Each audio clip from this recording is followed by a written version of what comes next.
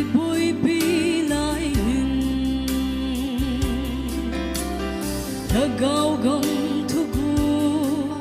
van gam sumil po te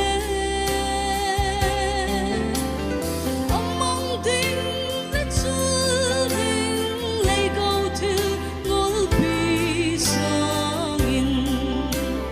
Don sot gam go mang thầy lâu bui pi zo hite A chung nung pen paten lâu pi na A tu pi pen pakai kin holding A sang pen e paten ngay lut na Ni hosu del lute Hindi abay mahin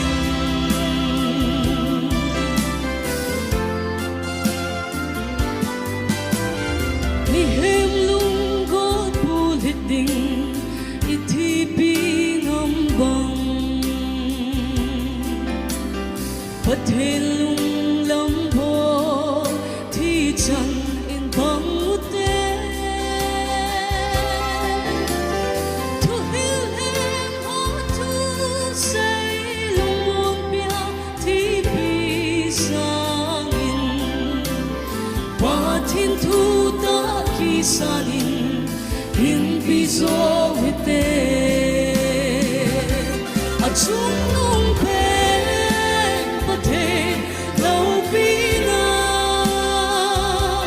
A tu pi pen pakai kin holding A sang pen e paten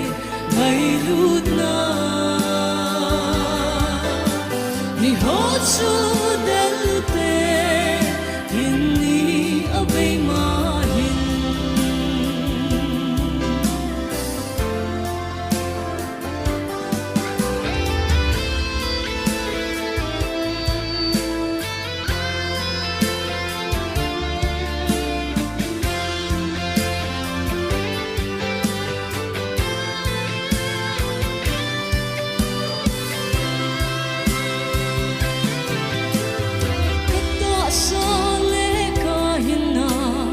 Kahung kinane Nang ading inla Nay mang inkahin ko Kay dayle kay tupa Tupiso kelta pong Jesus Christa nung suya Kating pelki puting At chung nung pen paten lâu pi na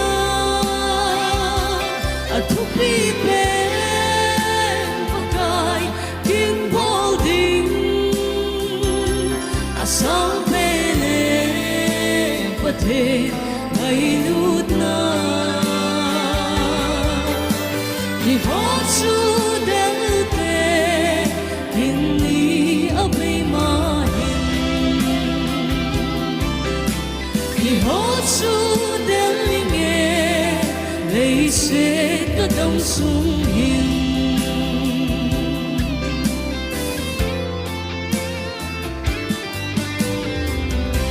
Patingin ka tayo bitawan ka kipayan